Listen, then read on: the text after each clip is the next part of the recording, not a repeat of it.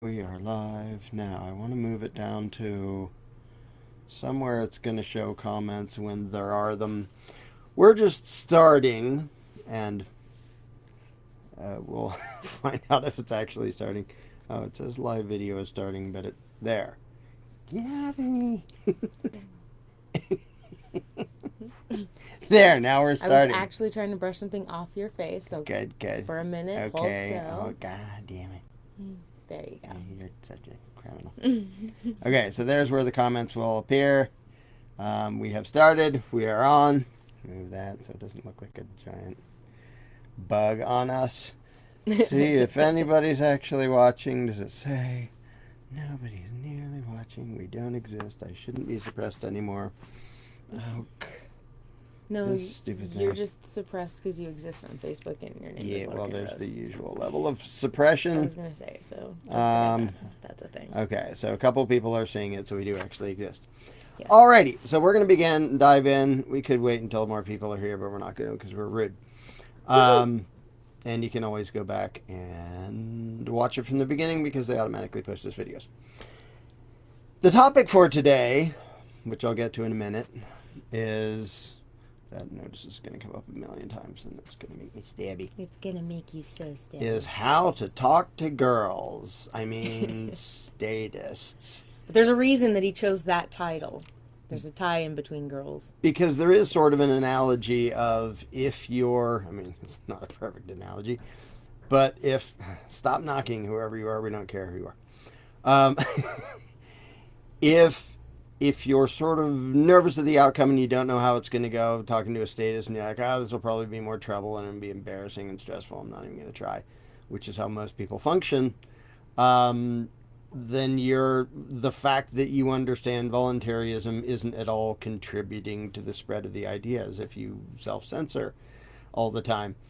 And it's very much, it's a numbers game, as I've talked about 100 million times. But there's the fact that if there's... You keep talking, Andrew. Yeah, go punch out whoever is rudely knocking on the front door. There's the fact that we're already hugely outnumbered, but we're even more outnumbered when it comes to people daring to say things in public, because the people who agree with the status quo and agree with what most people think, they don't have any hesitation about saying, yeah, I think my guy is great, and that other politician is horrible, but my guy's great. Even if they disagree with half of the population, they still know there's tons of people on their side and tons of people who agree with them. So they don't hesitate to say what they think. And that's often how popular opinion works, is the people who feel like they're in the majority and feel like, well, I can say this because everyone's going to agree with me, or at least enough people are going to agree with me. They seem like a bigger percentage of the population, and they can already be a majority to begin with, but they can seem like a bigger percentage because they dare to say what they think and they don't self-censor and they're not quiet about it. And it sort of perpetuates the percentages of people who believe that, and the factor that what everybody is hearing all around them is what they assume to be what everybody around them believes. So if you have, let's say, half the population believes one thing and half of the population believes another thing, but the propaganda media makes everybody sort of think that everybody believes this. And like Hollywood does this to a huge degree. They pretend there's no such thing as conservatives other than like three hateful inbred white supremacists. Like Hollywood will portray conservatives as that, and it's literally half the country. In fact, Biden was just basically calling half the country terrorists for not liking Democrats, which is funny. But if people can feel like they're in the minority, they will often self-censor and expect to be attacked and insulted. Now, if you're actually in a tiny minority because you're like a voluntarist, then it's even easier to assume that, what's the point? It's just going to be trouble. It's just going to be annoying. We're just going to be like attacked or laughed at, or it's, you can't get through to them. It's utterly hopeless. Now, of course, I'm going to mention Candles in the Dark because that's the program that we made that talks about how to actually be effective by completely changing your method of communication. Now, if you haven't done it, no, you don't know what the course is about. There's a lot of people who are like, well, it's just the Socratic method, right? You just ask questions. Well, you do just ask questions, but that's not nearly all it is. And the people who've done it say, well, this is a completely different way to communicate with other human beings. So, how to talk to statists, step one is make yourself someone other than you are. Change you. It's so easy and tempting and understandable for the focus when you're talking to a statist to be on changing them. I have to talk them into changing their worldview because their worldview is stupid and immoral and destructive and hypocritical and all that, which is totally true of statism. And it was totally true of statism back when I was a statist too. So the focus is often like automatically, how am I going to change other people?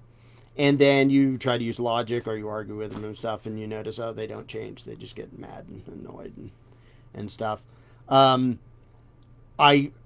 I think it's, I mean, it comes down to this in a lot of just humanity and social interactions in general, where people, it's way more fun to decide that the other person is the problem and keep telling them how much they're the problem and not back up and go, is there something I could be doing different?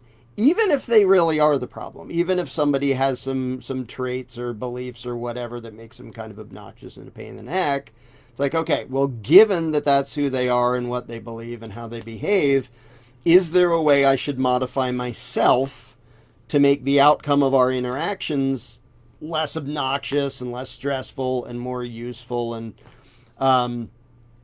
And unfortunately, most of the voluntarists I know don't ever bother to do that. They don't ever bother to think, like, given that the other person's belief system is authoritarian, statist bogusness, why should I bother to change me? I can just explain to them why they're wrong, and they're going to keep being wrong, and then I can just be bitter about being right, and nothing changes. And that's what I see most voluntarists doing, instead of actually figuring out how do you speak in a different language to these people, and how do you actually speak to them. Now, I don't want to beat that dead horse too much, because you can go get Candles in the Dark. It's attendcandles.com if you want the full thing, or you can subscribe to the Rose channel, which is therosechannel.com, because as soon as somebody subscribes there, they get whole access to Candles in the Dark.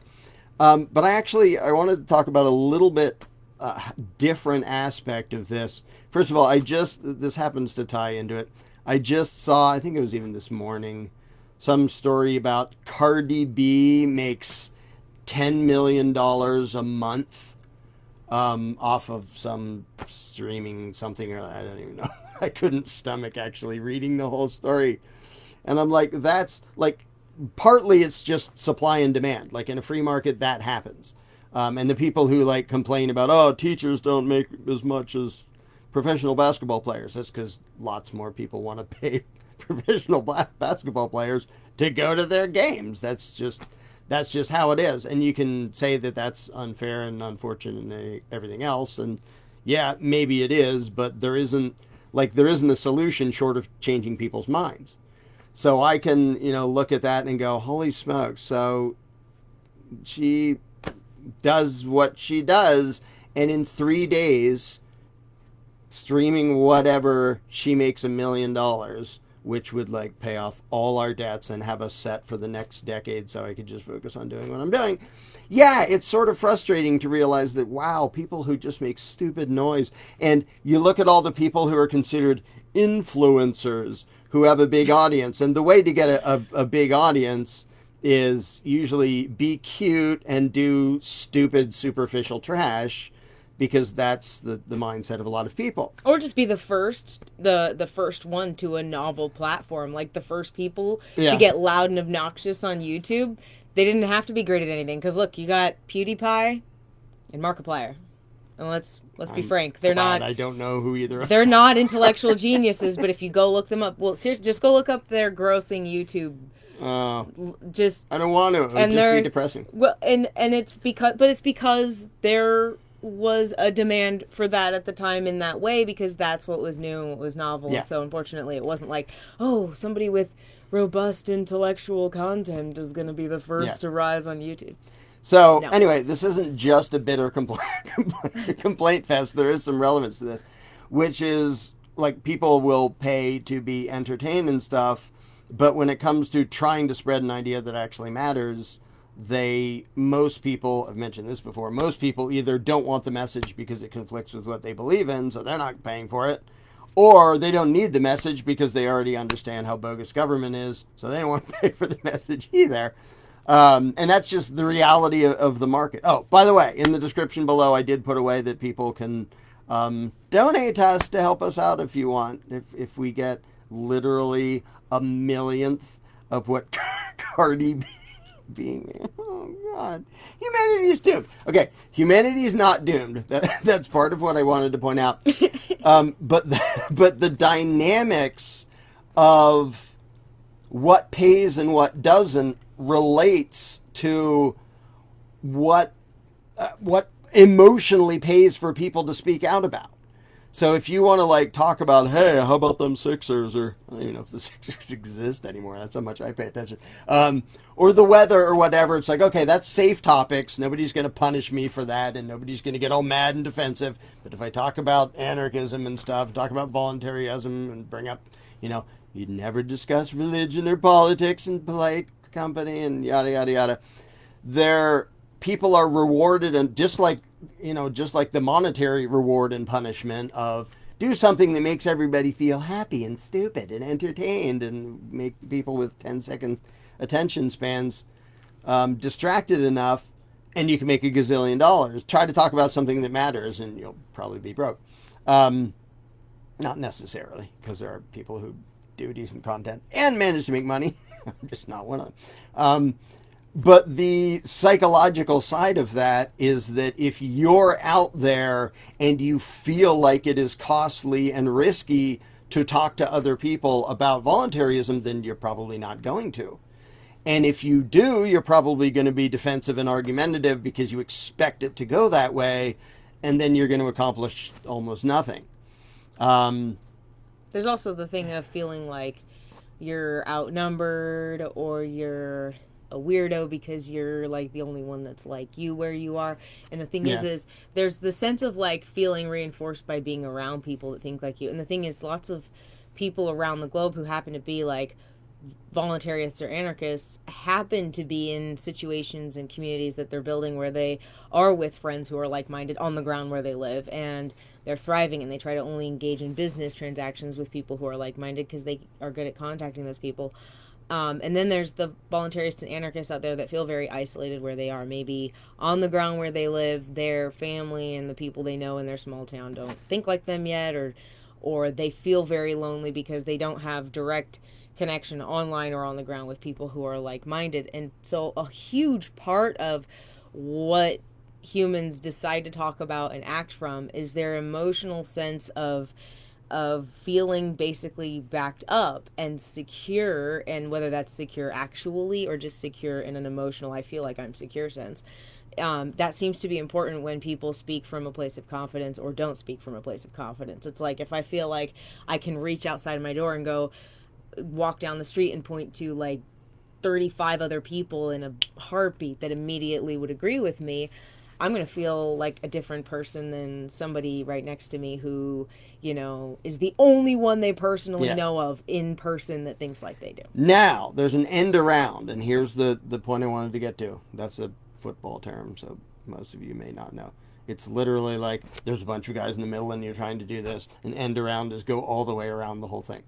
So, for those who don't know football. The end around all of that is if you're not trying to throw your beliefs at somebody else. And again, Candles in the Dark focuses on this a lot. You're literally just trying to find out what they know. You're just interviewing them to get them to say what they believe. But you're doing it in such a way to make them look in parts of their own brain and parts of their own belief system where they've never looked before. But if you have to be genuinely open and curious to what they actually think and what they're saying. In other words, you're not just giving them a monologue. You're letting them speak, and you're actually trying to find the part in their brain where their statism clashes with their sort of inherent understanding of self-ownership and stuff, even if they don't philosophically ever think about that. And just through questions, you're trying to get to that point in the brain, and in the process, getting them to look at that point in their brain. And from their vantage point, you're just asking them questions, and they're looking at it and go, oh, well, I guess I think this. But you have to genuinely care what they think. Yes. If you're in the mode of, I don't care what you think, whatever you think is probably stupid, I'm going to tell you what you should think, it doesn't work. Even if you're totally right. And I can totally sympathize. But if you can find the thing in them that's clashing, and get them to choose the right side of their internal conflict, then you actually make a positive difference. And it doesn't have to be stressful, and it doesn't have to be annoying and stuff. And the thing is, in Candles in the Dark, we talk in terms of how to do a whole conversation, even if it's only 5 minutes or 15 minutes or an hour long, or it goes on for a week talking to somebody. Methods of a very in-depth conversation. But for this video, what I wanted to talk about is the little tiny versions of that. There's the thing of planting seeds, you can make a mention and put a link to a video or whatever. But that's still throwing an idea at somebody that you think might be open to it. But even throwing out a question, knowing full well you probably won't get an answer, or you may get an answer, but you won't get any sort of comprehensive discussion out of it. It may be you're standing in line at the supermarket, and you know very well you're not going to have an in-depth philosophical conversation. But still, if instead of throwing out little tidbits of ideas, which is also good, you throw out tidbits of the questions just to make them go, I've never looked in that direction, to try to get something rattling around inside their head, it can be no risk to you, because the whole risk benefit thing of do I even want to try? It's just going to be frustrating and annoying because they're not going to listen. They're going to say stupid stuff. They're going to either be bootlickers, right wing, left wing, whatever. It's going to be obnoxious and just annoy me and accomplish nothing. So why would I bother? But if you learn how to do the little thing where it's a question where you're literally not even involved, it's sort of just, it's baiting them. It's teasing their brain to go, well, what do you think about this? And having them go, and learning how to do that in little tiny ways, little tiny versions of what we teach in Candles in the Dark. And one of the best ways to do that is, that doesn't even, it almost doesn't even sound like a question, is if you volunteer to them their own freedom, that's going to confuse most people. And I'll explain what I mean by that. If they're well, I voted for this guy and that guy, and if instead of saying, I don't like either of those crooks, you say, and it's very, conceptually it's exactly the same, but psychologically it's very different if you say, I don't want either of those people controlling me. Or if you're talking to somebody else and you say, I don't want either of them controlling you. I don't want either party taxing you and controlling your choices and stuff. Because if it's somebody who doesn't know you, they're well, I don't know what you're going to do and what you'll support. But they know themselves. And to have somebody literally suggest to them, or put it in the form of a question and say, well, wouldn't it be nice if you got to decide instead of either of them taking your money and spending how they wanted? Wouldn't it be cool if you were allowed to decide which things to support? If you want to pay for my roads, or you want to, you're allowed to, but you don't have to pay for anything that you're against.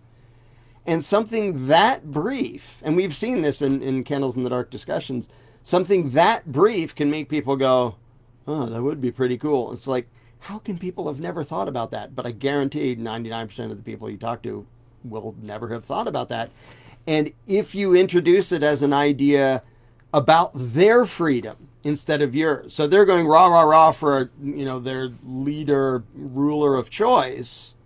And if your response is, your ruler sucks, they get defensive. And they're my ruler's awesome compared to your ruler. Yep. It's I can't even begin to explain that I don't have a ruler, because that won't even register in their brain. That's not an option to them. But if they're I like my ruler, and you're I don't like, you're not wording it this way, but you're basically saying, I don't like your ruler making you pay for things that you might not want to pay for. it's sticking a division between them and whatever political BS they fell for, because you're not saying I want a different guy to dominate you. You're saying even the guy you're cheering for, I don't want him dominating you. I don't want him taxing you and controlling you. Like, you might mostly agree with him, but some you probably don't. I don't want him doing that to you. And if you view them as the victim, if you view them as you find their inner voluntarist and view them as the victim that's being controlled and robbed and taxed, and they might whine more about that guy doing it as opposed to this guy doing it. But if you introduce to them, whether it's in the form of a question or anything else, the idea that you want them to be more free than they've ever advocated that they be. And that was an awkward sentence, so I'm going to say it again. They're going to notice if you're advocating more freedom for them than they've ever advocated for themselves. And there's nothing for them to get defensive or angry about when you do that. Because you haven't even mentioned your own freedom. You're not talking about how your ruler sucks and I don't want to, like, he does suck. But it's like, I don't want your ruler controlling you or taxing you. And you can just see people's brains go, well, I mean, I think we have to have some. And they get sort of defensive and wishy-washy and confused because they've never had to argue in that direction. Like, they're used to saying, my guy should be in charge because yours is horrible. No, my guy should be in charge because yours is horrible. So somebody says, my guy should be in charge, and somebody else says, I don't want your guy even in charge of you. I want you in charge of you. And suddenly they're like, that's not one of the options. I don't know what to think about that because I've never seen that as anywhere among the acceptable opinions to have. And one of the things that we go over in like Candles in the Dark, which is why we put this online so, you know, everybody could buy it and access it there. We wanted people to understand that part of changing your mindset and talking to people isn't thinking of like, it's my worldview, like anarchism versus statism, their worldview.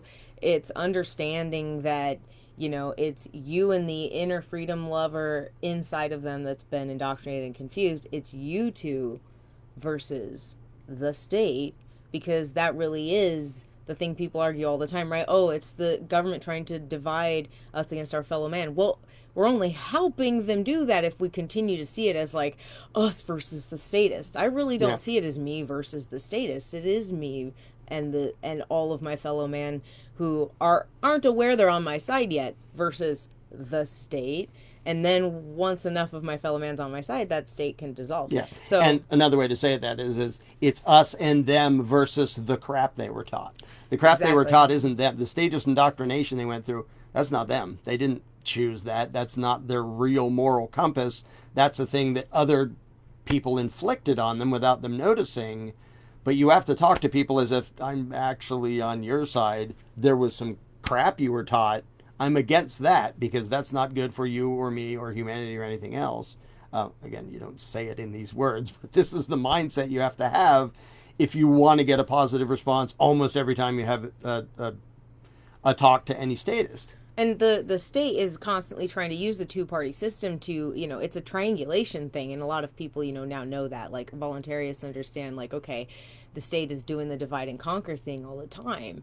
So that's why it's so freaking important that when you have those little drive-bys with people, you look for the opportunities to just go, yeah, I don't want either of those guys controlling you. So in one sentence, you did something very important. Two things. You went, I don't want either of those guys. So you have the I here that you've distinguished, those guys over there. Right. You've lumped them together now. They're not the left versus the right. Two sides, and then you said, I don't want those guys, now they're a thing over here, controlling you. And they don't expect you to be on their side automatically, but you revealed in that one sentence that you are, and their subconscious brain absolutely knows that you just did that. Their subconscious brain now sees for a split second the universe as you and me, bruh, on the same side versus those guys. Yeah. And they didn't even mean to hear it that way, but they're going to because you cared about them. And there's even a reason to not say, I don't want either of them controlling either of us, even though that's the ultimate reality is I don't want either sets of crooks or either face of the one ruling class dominating anybody. But when you make the other person the only subject of their potential domination, like we're starting with you, and we talk about this in Candles in the Dark, you start with the other person as the potential victim of the the authoritarianism you're talking about. Like, are you in favor of being forced to fund something you don't like? And nobody says, yeah, I love that. Everyone's like, well, no, but and because if you start at the vantage point of them, there's so many little psychological things that automatically does. First of all, in about 0% of political arguments or discussions, does a person feel like their interests are cared about by whoever they're arguing with. And you start by not even mentioning your own interests and say, I want your interests, as in your freedom and your ability to make your own choices. I want you to have absolute control over that. I don't even know you, and I want you to be able to decide what to spend your money on and how you live your life and all that. And psychologically, that is massive, because if somebody was ready to be defensive, and we've seen this in a bunch of like in-person candles in the dark exchange, if somebody was expecting an argument and ready to be defensive, even when they're in that mode of, all right, I'm ready for a debate, and you start out in, again, not in these words, but you start out by telling them, I don't want anybody forcibly controlling or robbing you. Then they're like, oh yeah, well, wait, what? Like, I thought this was going to be a combat. What do you mean? We're on like, the same side? 99% of the time, they've never heard anything like that, and they've never felt anything like that in a political discussion, because it's coming from all the way the other. You're acting as their advocate before you even know them. You're advocate against other people who would oppress them, rather than you're one of those stupid statists who advocates my oppression, so you're my enemy, which is an understandable viewpoint, because in a way they are. It's that speech in The Matrix, like, until they're unplugged, they're part of the system. They're the enemy in one sense. But if you talk to them like that, it's not going to do any good. If you realize, well, you're plugged into the Matrix too, and you're suffering as a result of it. So you're literally, and this, again, this takes changing yourself.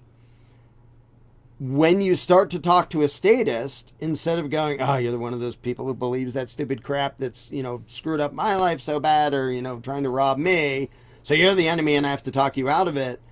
Instead, you think, you're another one of the victims of that crap you were taught, and I don't want you to be victimized by it. Like, don't worry, you can get around to worrying about your own freedom later. Start by worrying about their freedom, including their freedom from the people they vote for and the political crap they fall for.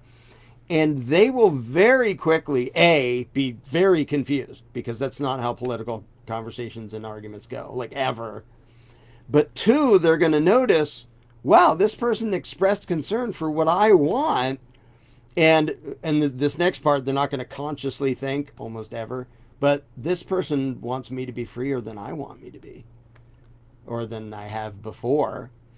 And that is massive. And it's so, you've seen political discussions a million billion times take the same route. And it's like, the liberals go, you just don't care. You're all selfish, bigoted, white supremacists. And the other side goes, you're socialists who want government to control everything, blah, blah, blah, blah.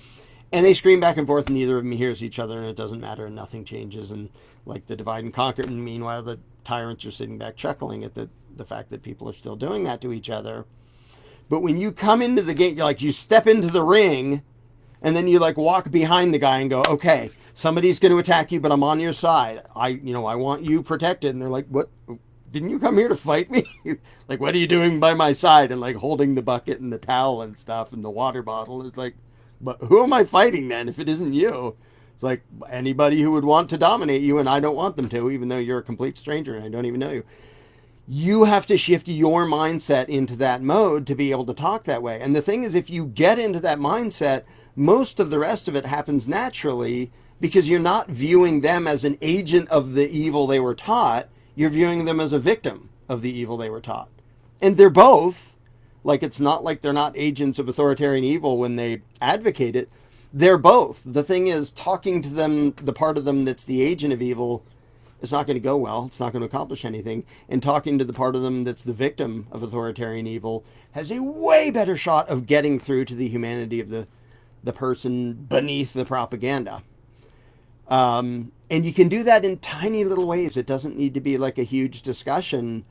So when somebody's advocating authoritarianism, instead of pointing out why You shouldn't be the victim of what they believe in. Find gentle ways to point out that you don't want them to be the victims of what they believe in. Because that confuses them, catches them completely off guard, and makes them have to look in a direction they've never looked before and go, yeah, why am I... Like, I remember cheering for limited government back when I was a limited statist in, like, 95. 1995. That's not 1895. I'm not that old. But I remember being a statist, and I had zero practice arguing in favor of state, because everybody else wanted a bigger government than I did, just about.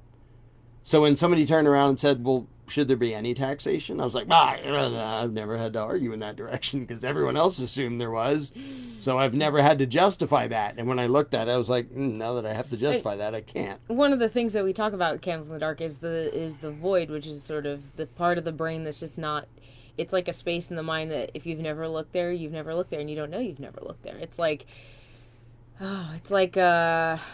I'll explain it real quick. Is the difference between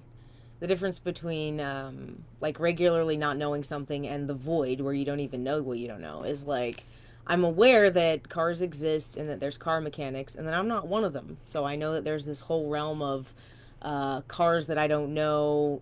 I'm not an expert in that area at that level. I know I don't know that. That's sort of like being aware you have a gap. But if you were like an African bushman and the highest level of technology you'd ever seen was a bicycle, so you don't know cars exist, you don't know yet that you don't know about this whole world of cars. You've never even looked there because you don't know, right. You've never seen a car in order to go, what's that? Now I'm aware that I don't know what that thing is.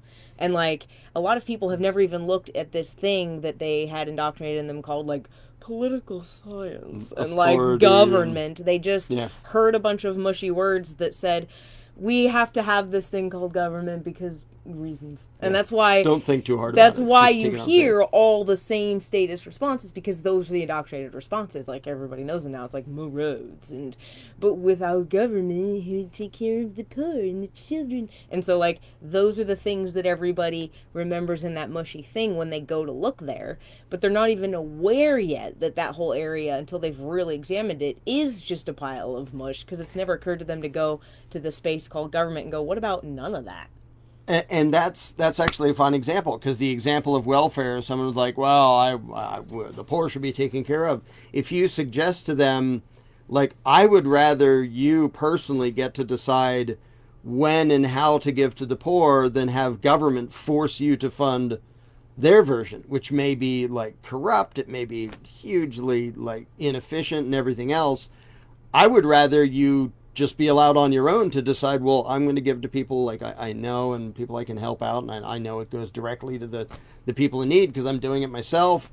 I want that for you. Like, wouldn't you rather have that than government? And who's going to say, no, I don't want to be allowed to, like, give and help myself. I want some politician to force me to give them money and then steal 90% of it and then give it to somebody faking a bunch of documents. Like, so in literally every single category, like helping the poor is one.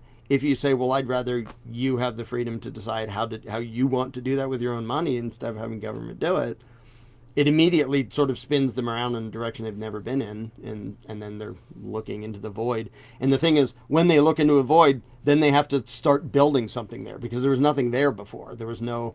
And that's when you have, like we talked about in Candles in the Dark, that's when you have to be slow and patient and understanding they can seem like idiots. And I was going to mention, if you're, talking about Australian Bushmen, oh, you said African, whatever, Bushmen who've never seen a combustion engine, it's not because they're stupid and incapable of comprehending it, it's they've never had a reason to know about that or think about that. And so if somebody starts to talk and think about something that the brain has never looked at, it's going to be slow and cumbersome and weird. And if it's something you're familiar with and they're not, it's easy to get impatient. Like, you can't delegate a right you don't have, so they don't have any rights that we don't have. How hard is that? And meanwhile, the other person is, you can't, what? Well, and it's not, they can be perfectly intelligent and still have trouble with that because they haven't thought about it. Yeah, and it's easier to be sympathetic to the process and statists thinking this through for the first time, if you remember and are in tune with how long it took you and if it took you a while. But if you're like let's say you're just a youngin and you're just like fresh out of your, just in your 20s or fresh out of your 20s or still in your like, you're gonna think maybe faster than some people in the older generations who are like years deep indoctrinated and were really believing in and come from like a world of nationalism. It might take you like 2 seconds. So you're like, oh yeah, well, I was never really attached to politics to begin with. I was always suspicious of it. And then I read this anarchy stuff and it made sense and I just gave it up and I just don't understand. Like, you won't have as much sympathy and empathy for people who are going to take longer to get to that point or to struggle with it if you like had an easy, quick 2-second time getting there. So that's the other thing people forget, is this takes a lot of, it takes empathy. Like, this isn't a sales tactic of like, well, I have to pretend to care about the status. Like, that sucks if you have to do that. This really should come from genuinely giving a crap about your fellow man. That's why the mindset works. Like, if you really care and you understand that person is hurting themselves and they're going to step on a lot of other people because of their beliefs on accident, and I'm really going to help free everyone around them and everyone else if I can slightly get their brain to think a little, then you start to actually care because you realize their freedom, no man's an island, their freedom is tied to mine. It's the whole, if more of my neighbors think like me, then I'm quite literally more free, because that means they're not going to call the cops on me for something stupid or like try to sick government on me for something really stupid. Yeah. So that's why you really do. I mean, I hate to say this for those of you who are like, I'm so used to hating statists and hating the rest of the world and not going outside. Like, you have to go outside and hate people less. I'm sorry, you just do. You have to actually, like, if you're already somebody out there talking to people, good on you. But if you're somebody that's at home, like, I just want to sit here in my rightness and be mad, like, that's not going to help anyone, including you. Now, the advanced version of that is talk to a cop in Candles in the Dark mode, where he's someone who personally violently inflicts the will of politicians onto other people, personally commits that immoral aggression, and still find the victim inside him that is also the victim of authoritarianism. He's also the victimizer on behalf of authoritarianism, but he's also the victim of it. And if you can bring yourself to do that, I mean, that's sort of the ultimate test, because you're not talking about somebody who's just voting, or like somebody in the military who's, you like blew up random people you didn't know anything about because politicians told you to. It's really tempting to think you're just an evil, mindless thug piece of boop. That's a hard one. That's a really hard one for people. And that can be justifiable. Again, for the millionth time, the attitude here isn't that, like, it's completely wrong and unjustifiable to be mad at statists. No, it isn't. Yeah. It just doesn't help. It doesn't get anywhere. If you get yourself into the mindset where you realize, well, it's not going to help to condemn them, even if they totally deserve it, for voting or committing it or whatever they do, even if they totally deserve condemnation, as many statists do, it's not really going to help to do that. But if you can find the inner voluntarist and do that and talk to them, it might actually accomplish something and be way easier and less stressful for you. Okay, anyway, that opening blurb was longer than I wanted to be, but I was going to run into comments and see if people have questions and stuff and see if we can do a decent chunk of comments. Cool. Also, in the description below, again, is ways that people can donate. And if you literally give us $1 or $3 or $5, that's awesome. We're not offended by how I won't mention any names. There was someone who had made a whole video having a tantrum. Somebody only donated $2. You don't have to donate anything, so $2 is better than $0. So we won't complain to you. But yeah, it helps us to be able to do this. I mean, we're not trying to compete with Cardi B. Oh, humanity, what's wrong with you? Anyway, let's get to comments. Humanity has always liked hot women, so... Well, yeah, there's that. But Cardi B isn't even... Well, never mind. You're horrible. Horrible. Little do you know, Cardi B is watching this very exact video. She's not. But it would be really funny. She's like, hey, rude, Larkin. All right. I'm a fan. Flippin' sarcastic one. Okay. On your side, you are the state. Well, no. I'm just kidding. Luckily, he's kidding.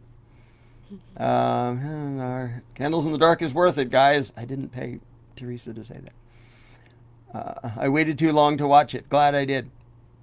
Again, I'll briefly harp on this because I don't want to I'm not trying to make a commercial here, but if you haven't done it, you don't really know what's in it. And a lot of people who took it and waited a while were like, yeah, I assumed I knew what was in it, and I didn't. Like, I knew some of it, but it's more self-training to make you way more effective at talking to other people. I'm just going to say this here right now while I have the live, because I don't think he might be watching. I don't think he would mind me saying it, but I thought it was interesting that somebody came to you and he said about Candles in the Dark, and he said, I'm ostensibly supposed to be an excellent communicator because of this degree. But yes. And he was basically talking about his degree. But he's a professor at a pretty well.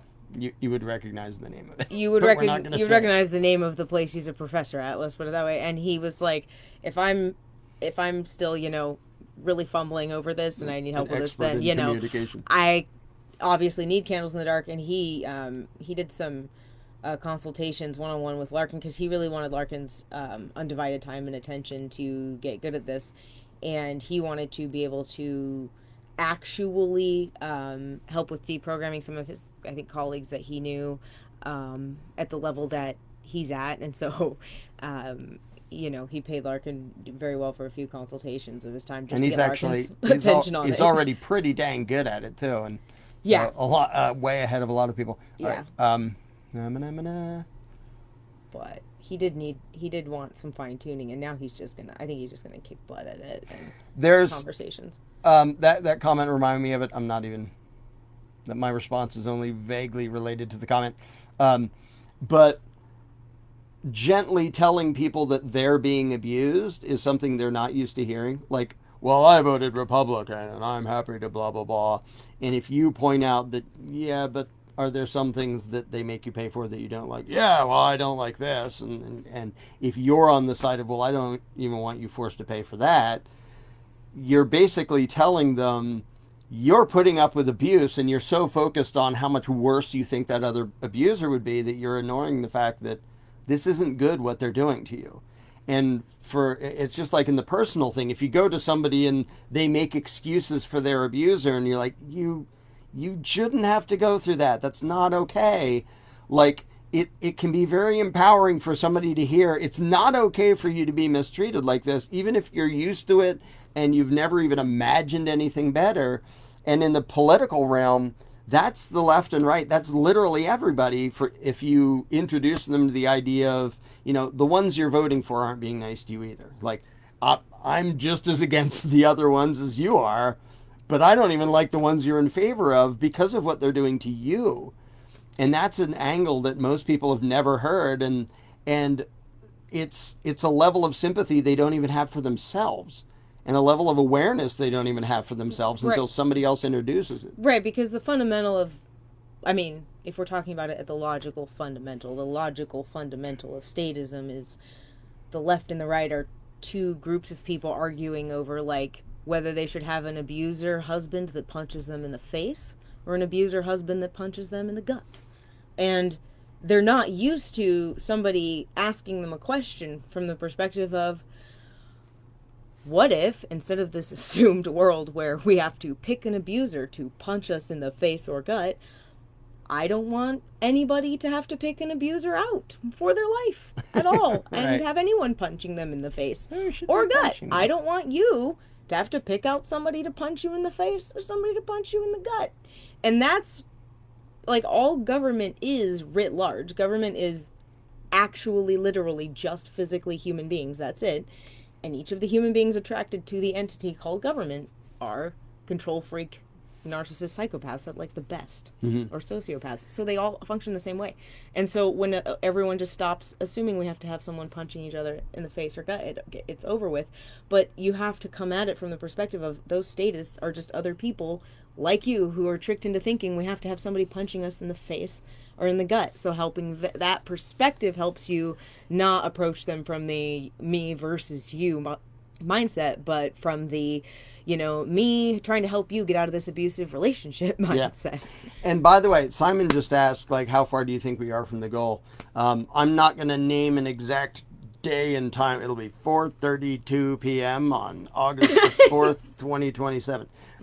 There, I named it exactly. Because obviously you're God and you know I'm all God and know everything. things. But I think it's going to be a lot sooner than most voluntarists imagine because of the avalanche effect, you could call it, where if everybody, like, if you have a town that's like everybody in it is in a certain cult, like an actual cult, and they're all bowing to some con man, guru, slimeball, lying creep, and if one person goes, I think this guy might be a slimeball creep, and everybody else goes, oh, you're horrible, how could you think such a thing? Like, if you think in terms of, well, what percentage of the town still believes in it, if you sort of expect it to go like this, that's not how it goes. When it gets to here, it goes BAM! Yep. Because if half the population is out there saying, I don't think anybody should be robbing me or you, and everybody is hearing that on a daily basis, the indoctrination collapses. The indoctrination has to be omnipresent for it to work at all. And so a tiny little percentage of the people pointing this out and starting these discussions can make this avalanche effect. And you can actually see it in little microcosm versions of it where like there's some little unjust thing happening in some area and somebody stands up and says, this is wrong, I'm not doing this. And somebody next to them goes, yeah, this sucks, I'm not going to either. And then suddenly everybody goes, yeah, this sucks. And we all stand up. And it isn't because we all thought it was an awesome idea up until then. It's like, well, none of us really thought we wanted to be the first ones to talk about it or say it. But you can get an avalanche effect, and philosophically we're going to. And we're pretty close to, we're starting to see the crumblings at the top of the mountain of statism, of things falling apart because these discussions are actually happening. And it helps if you know history, and so that there's two things that it helps if you know, and if you don't know them, then you're going to be confused and feel like the world could go any direction. But if you know history, and you understand that history can't repeat itself, and why, because history was, and you know what was making history repeat itself. By the way, history was repeating itself because of control freaks being able to control communication and information flow. The internet ended that. So the internet made it so history isn't going to repeat anymore. So if you know history and why humans were confused for a long time, you get that was flow of information. If you know that that's not going to happen forever, you're going to be excited about the future, because you know that even if statism doesn't fall in your lifetime, you know what humans do when they can talk this fast across the planet compared to how they communicated before. And if you know how fast enlightenment and intelligence was coming to certain human groups throughout history, you also know and have a lot more, I call it faith in humanity, but it's based on the math of humanity, actually, because you know more about the bright side of what humans have actually come through, how dark they've been mentally and how messed up they've been, how far they got in the short amount of time. So when you see the internet, it's quite literally math. Like, if you actually understand math, that's the second thing you need to know: history and math.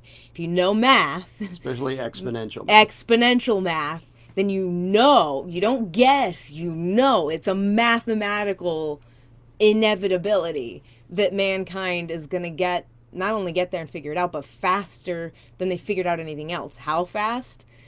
That's how well do you know the math?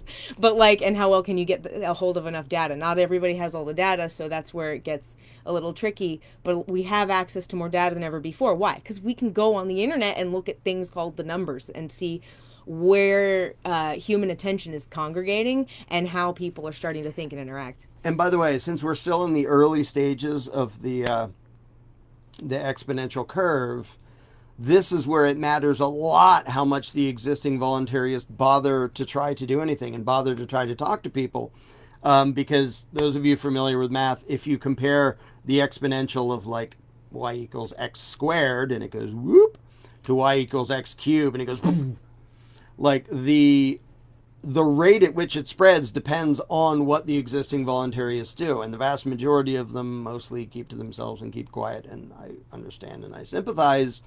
But if you want to speed up the speeding up of it, like that's the clumsy mathematical way to say it, you're not just speeding up the process, you're speeding up the rate at which it speeds up. You're speeding up the acceleration of it.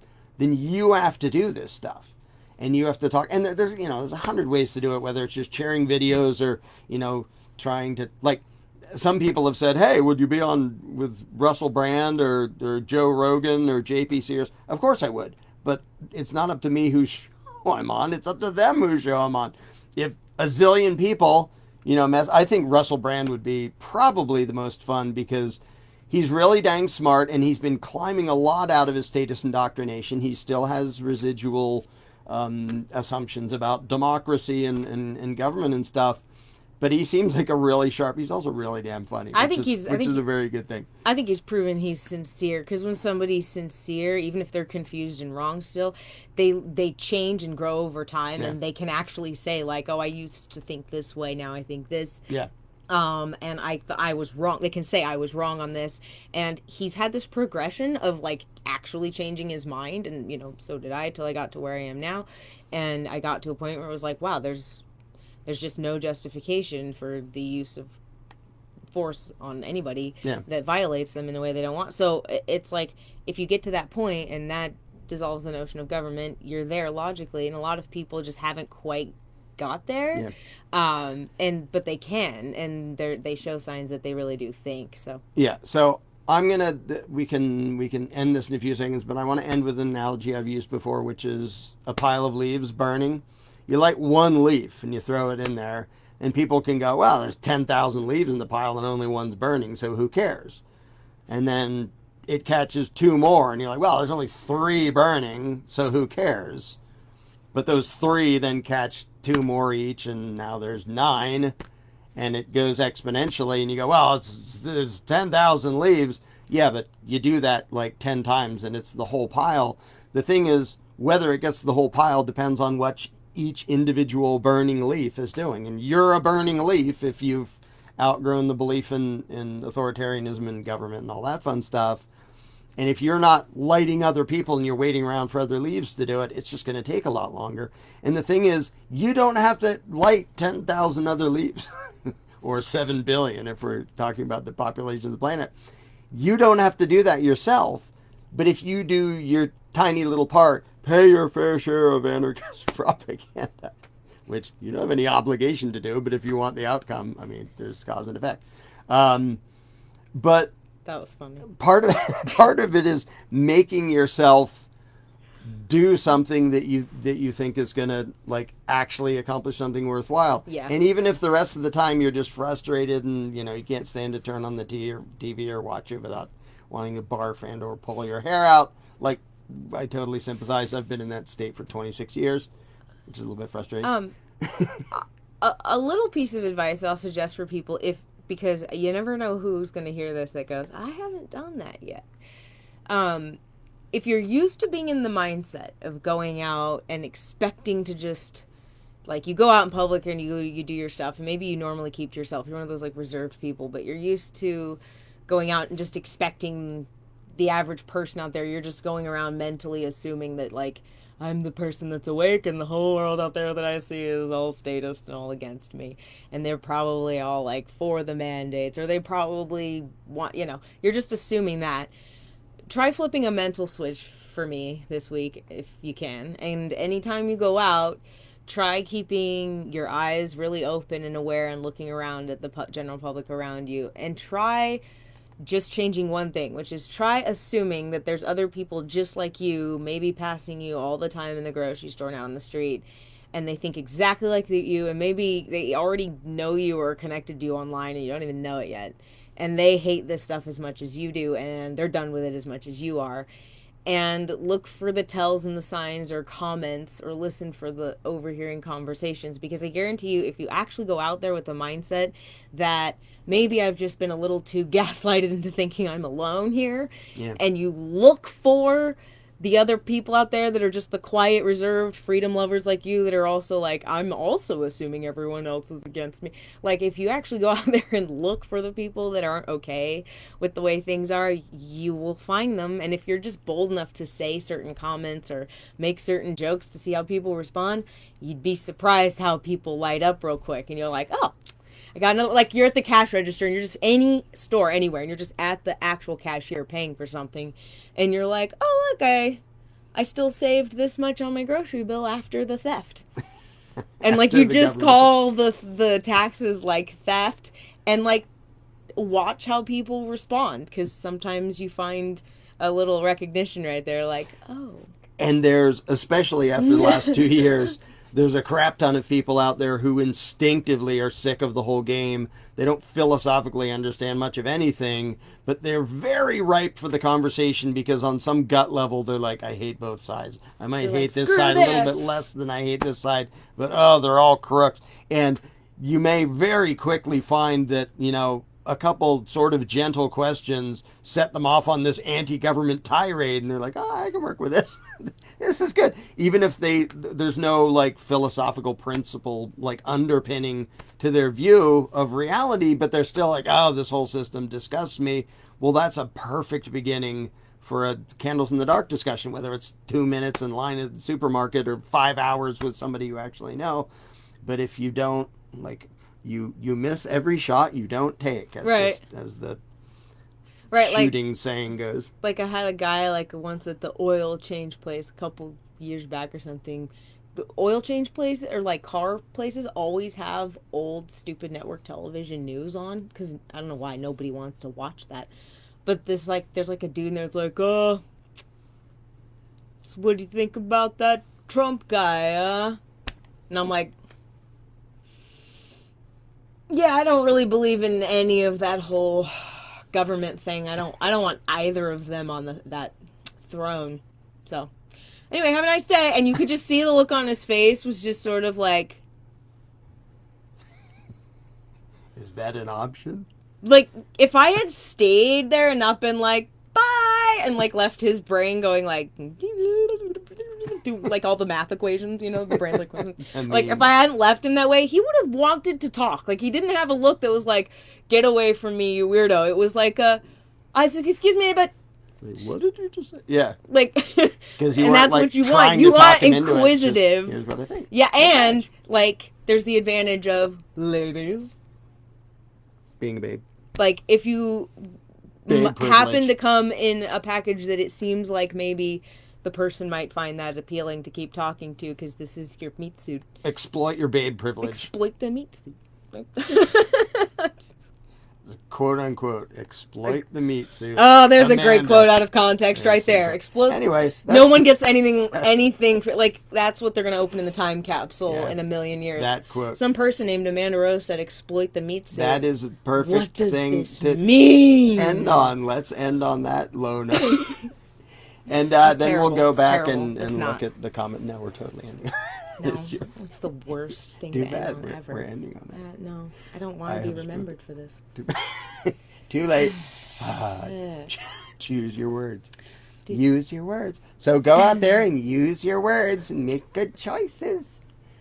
Do we actually answer all the comments? Oh, enough. We'll do. I can do that in text too because it's hard to even keep up with them because they're flying back and forth. No, also, if you appreciated this video $1's worth, send us $1. We would appreciate even that. In the description below, I said how to do that. If you want to do that, and you know, we ain't looking for Cardi B level, but it would be nice to be less. Just they can come up and stick $1 right here in your collar. God, you managed to go even lower. So now that we've reached a new low, we'll see you all later. Thanks. Now I'm just a stripper to you. I'm whoring you out.